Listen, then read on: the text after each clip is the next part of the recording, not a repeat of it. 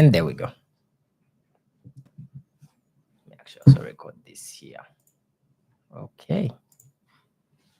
Where's my document?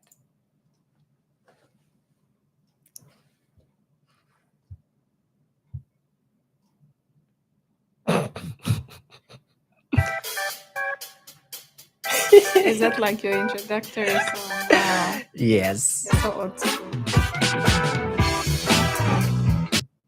Yeah, I won't play the whole thing. So, Yeshiva Experience Podcast, a podcast about Yeshiva University and everything to do with Yeshiva, from the students to the staff to the admins, and of course the professors. I'm your host, Emmanuel Olimi Kasigazi. And today with me, I have my first guest ever, first and foremost, and someone really interesting who I've been trying to get here for a while, but she's been dodging me. Wow. The incredible Miss Lorreta. For those of you who don't know, she's a student at YU, first and foremost, doing her digital marketing DMM course. But she'll tell you more all about that. And a person more established and more More established, Emmanuel. yes, Look at me. and more accomplished than most of us would even dream to be. So I'll let her introduce herself, Miss Lorreta. Hi, Emmanuel. I'm so honored to be your first guest. It's such a privilege. I know this podcast is going to blow up very soon, so to be the first person to Thank you. be interviewed here is such an honor. My name is Lorreta John Chingandu. So that's what the J stands for. Oh, I'm a marketing student, media and marketing student. I am from Zambia, very beautiful Southern African country, very warm. I've been here, I think, for almost a year now. I came in January. And so I'm also very relatively new to New York. But I always tell people that I think I can define myself as a New Yorker now because I've gotten used to how certain things are done here. okay. She's being coy, but she's the VP of KSA. She will tell us more about that amongst her many, many, many accolades and achievements. But I'd like to start this podcast off on a very serious high note. What did you have for breakfast today? A banana. I'm not one to eat heavy breakfast. Really? Just a banana? Mhm. Interesting. Is that breakfast every day? Most of the time. If it's not a banana, then it's noodles. Okay. So from that brief introduction, we'll get to more of what Loretta has done, her experience in New York, her experience at Yeshiva.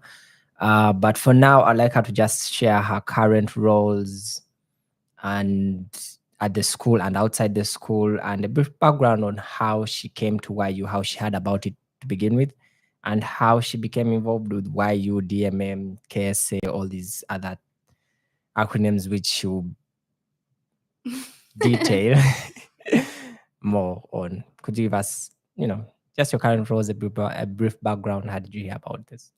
Okay. So I first heard of Yeshiva YU Cat School last year around August.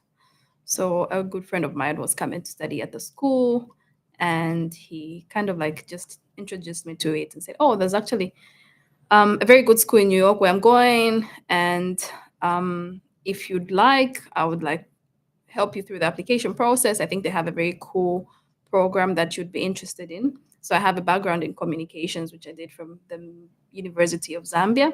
And I thought the digital marketing and media program just aligned with where I want to go in terms of my career aspirations. And so I applied. And it's really been an exciting and amazing journey since I landed in New York. Sometimes it gets challenging, but for the most part, it's very interesting. And so I've found I think I can fairly say I've found my footing. I'm currently serving as the vice president for the CATS Student Association, which was formerly the Association. And I am also working as a student graduate assistant, a role that I just recently took up. And aside that, I'm also very involved with charity stuff. I do a lot of advocacy, and that has helped me participate in a number of big international conferences. For example, this year I had the very rare opportunity to speak at the United Nations Conference on the Status of Women. And I also just recently participated in UNGA and the Summit of the Future, which was like a very, very important UN meeting. And I think aside that, I just love helping people and brightening people's lives. Nice, nice. I saw the UN thing. You look like our next president. So Amen. yeah, that was impressive. That was impressive. So you spoke about all these things that you like doing. You're involved in so many charity organizations, so many organizations. Has leadership always been something that you aspire to, that you look forward to, that you chase, that you love, or is it something that just finds you? I think that's a very interesting question, Iman. Very interesting contribution. For me, I feel it always goes back to the debate whether leaders are made or born.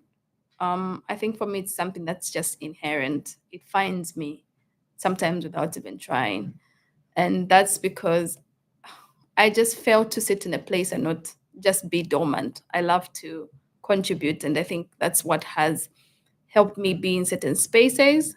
And I love to organize and coordinate people.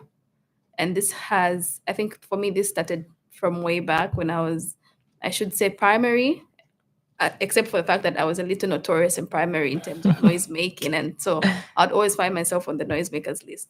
But even then, you'd always find me organizing people for PE. And it also continued when I went to high school, where I then took up, I was appointed as a prefect and then later also served as deputy head girl. And the same trend continued when I went to uni during my undergrad, helping me save in the student union.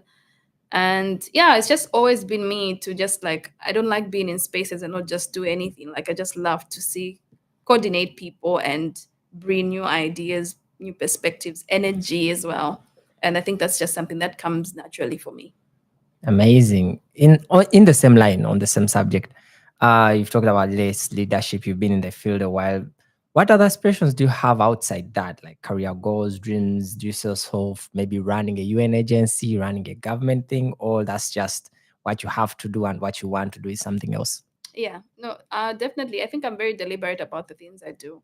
And everything that I currently do aligns to or is taking me to where I want to go. Ultimately, the goal is to get into the UN, maybe as Secretary General. Nice. But obviously, that will take some time. But the idea is for me to just contribute. Like I said, I like to help shape people's lives. And I feel like the UN, for example, is one of the big agencies that would help me do that because their reach is more broader.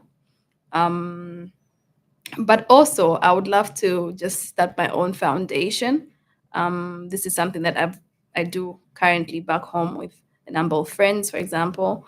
And one of my good friends, Wendy, established an organization called Expanding Ambitions, which is a nonprofit that helps underprivileged children to have opportunities to education opportunities by providing stuff like materials, books, uniforms, and stuff like that. So, in the long run, I also see myself running my own organization, my own nonprofit, and just seeing how I can help make someone's life better.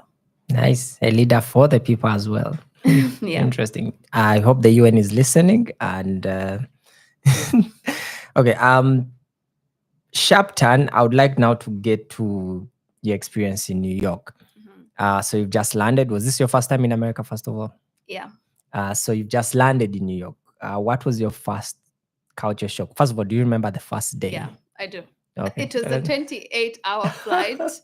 It was very long. I landed JFK. Of course, I just can't believe that, oh, wow, I'm in America. But I think for me, the thing that really shocked me was the weather. Really? I came at a time when there was snow. Oh, you came in winter. Yeah. Oh, And the winter here is something I've never ever experienced in my whole life. And I thought what I was wearing then was like warm, but it almost felt like I was in a vest. But yeah, I think that was the first thing that shocked me. And I got lost the first day I arrived in New York. Like the wow. trains closed on me. While my friend was like on board, my friend came to pick me up, and the trains kind of closed on me, shut on me, and I didn't know. So it was quite an experience. It helped me learn the subway in like a day or two, and it has really come in handy. Yeah, it's a jungle out here. You learn or you Yeah. have to adapt.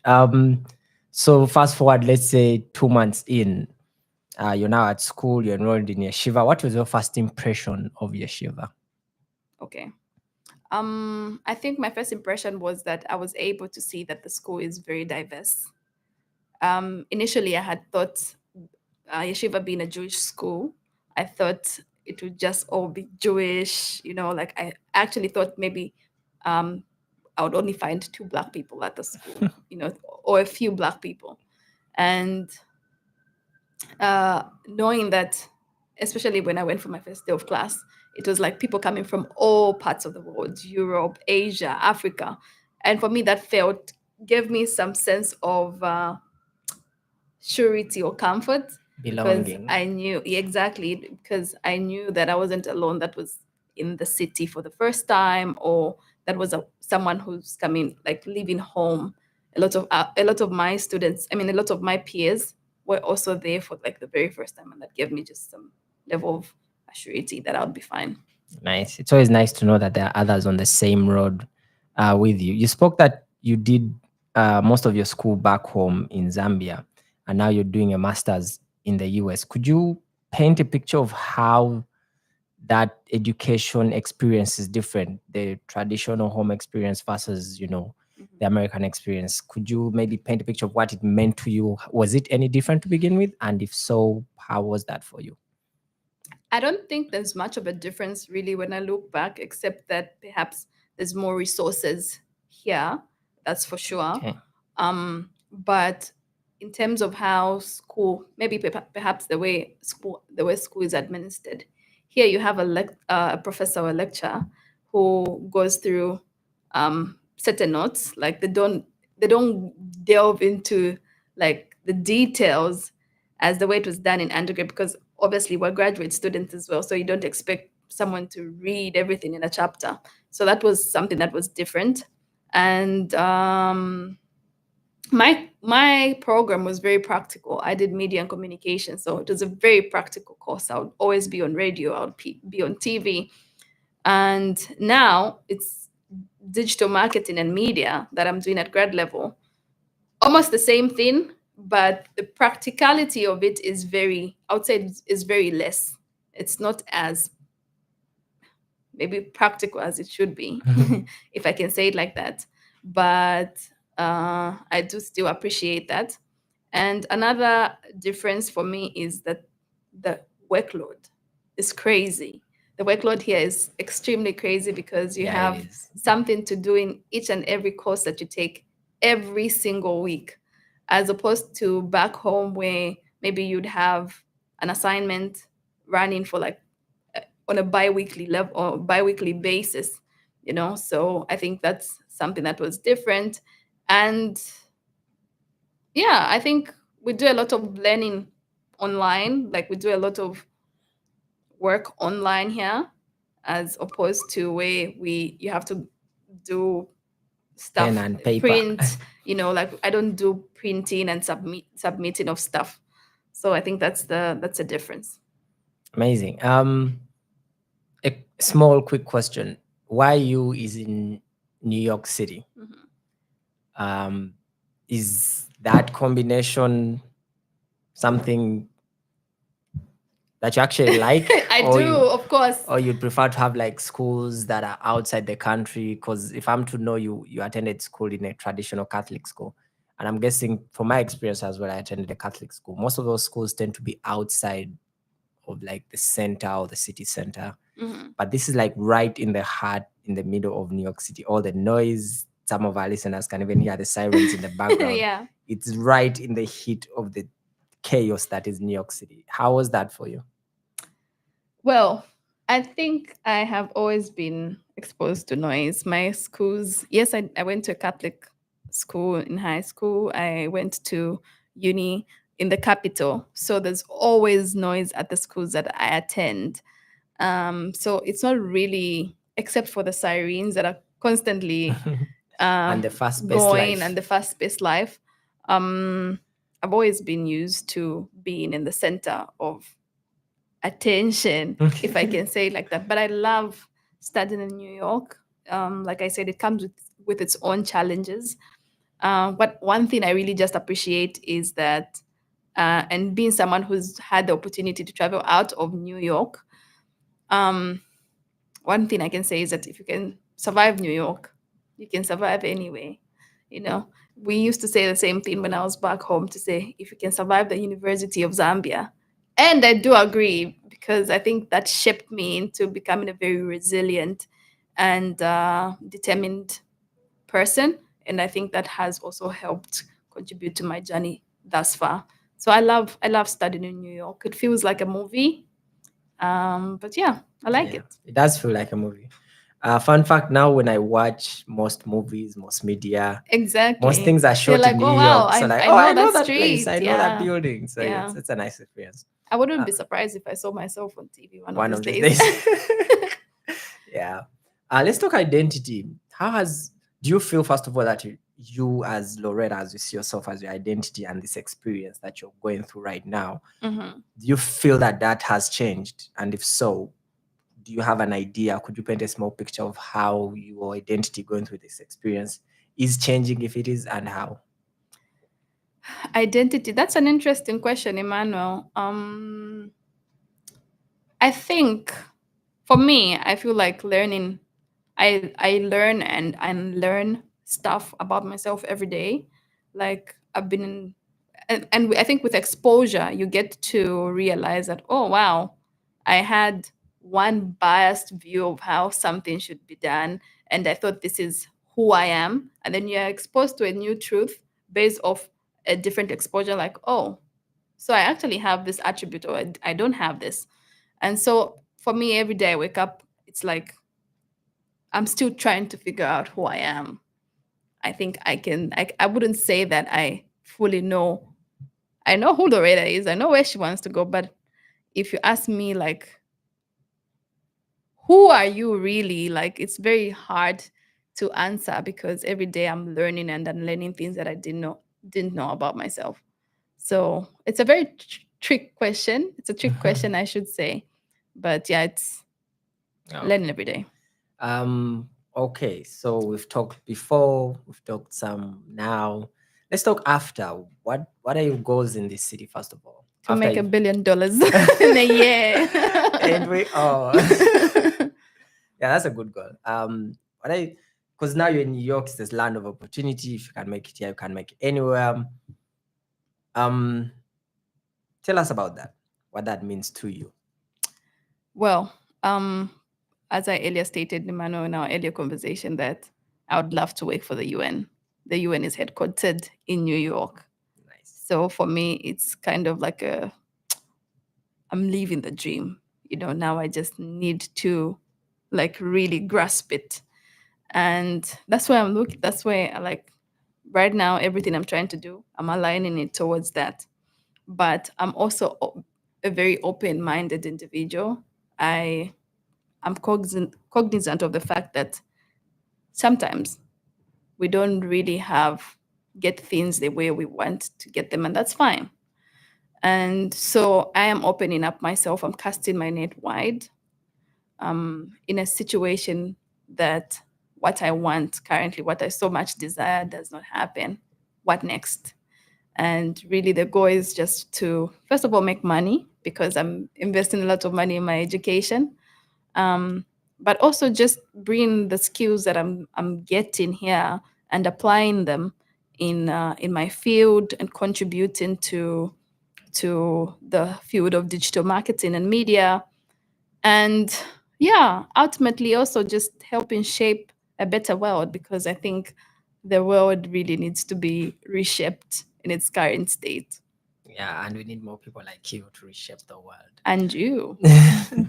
Thank you. And then maybe one last thing. This is for the university. If you had any suggestions on how everything you've seen at Yeshiva so far in your limited time here, do you have any suggestions of what could be improved? Maybe what's done not well that you feel as a person who came from a whole different world and then now you're here? Maybe because there's that view that only you have, people who have lived your kind of life have. So any suggestions, how they can help, how they can improve, what they are missing? That's a trick question. I'm a whole graduate vice president, so whatever I'll say will be used against me. I think it's for me, it's something that I have said before. Perhaps they could look into more. Um, if they could bring more recreational activities for us, and that I mean sport. I'm a former athlete myself, and that was one of the things I was looking forward to when I was coming to school here. If I could just get back into, I swim. I used to swim back home, so I was looking forward to perhaps maybe getting into a swim sport or basketball. And I got the shock of my life that sports programs are very limited for grad students because the focus is research, which I totally understand and get. But I think we all need an outlet to just let all the stress out. And for me, sports did work wonders when I was in high school and in undergrad. So perhaps they could introduce sports programs and just have a way in which we could mix. I know, taking into fact that there's all these religious rules that have to be followed, somehow being at a religious institute.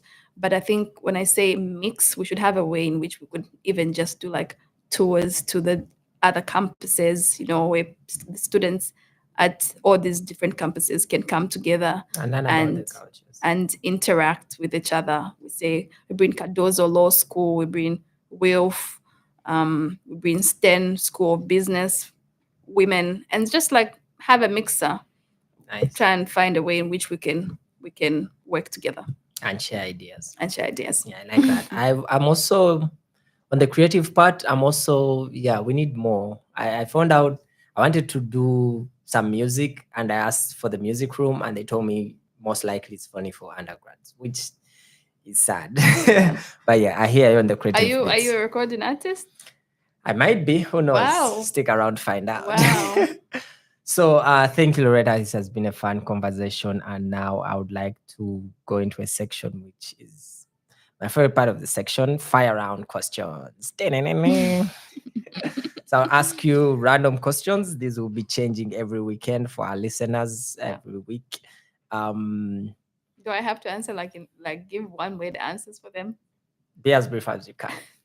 Okay. Question number one. What is the one thing that's never missing from your fridge? Milk. Okay. Lemons for me. Oh, The last animated movie you watched and did not like? I don't watch anime. Animated movie, not anime. What's the difference? Anime is Japanese, animated movie is Frozen. That's animated. Then my answer stands. I don't watch that. Ooh. Okay. If you could dedicate a whole month to exploring one interest or hobby without constraint, what would you dive into? Swimming. You already know how to swim. Yeah, it's therapeutic for me. So I would swim the whole year if I had if it were up to me. See, we have who's But the I think probably cooking as well. what? Interestingly, I think the city also forces you to Learn how to cook. not Yeah. learn how to cook. I've always learned how to cook, but it pushes you to appreciate home cooked food, because like I'm just so tired with eating Yeah. takeaway, Burgers you and know, pizza. exactly, McDonald's. So I would cook. Okay. This is a deep one. Oh, Do you believe, okay, do you discover yourself or do you grow, or do you create yourself as you grow older? create myself as Do you think people discover themselves or do they create themselves as they grow older? there's no such thing as discover yourself. What That's are what you? most artists say. Like, as the older I grow, the more I discover who I am. Are you discovering yourself or are you creating the person you think you're discovering? Yeah, I think it's really just creation. Discover is not the term. You already discovered, you know, some hidden monument. So I feel like it's just recreating. People just reinvent themselves. Interesting. Thank you, Miss Lorreta. Thank you. Can I also ask a fire question? Shoot. What sets your soul on fire? Ooh, what sets my soul on fire? So that's the thing. Let me see what sets my soul on fire. Music, I won't lie, it does a lot. It's therapy, it's mood changing, it's relaxing, it's just music. Nice. It's too much for one medium. Yeah. That's the one thing human beings created, which is interesting. Fun fact, we may have developed a portion of our brain to understand music before we developed a portion that could understand language. Interesting. According to MIT. I don't know how true that is, but Do you have a specific genre of music that you like? no. Wow. No. I do like one more than I listen to more alternative rock contemporary than any other genre. But surprisingly, when I'm creating music, it's more hip hop related. But when I'm listening to music, it's more contemporary rock related. So it's interesting. I see. I did fail to get into reggae though. I don't know. You should It just failed. you should try getting into a music school. Yeah. So this has been my conversation with the lovely Miss Lorreta. And thank you for listening in. See you next time. Thank you, Manuel, for having me. Yay. Okay.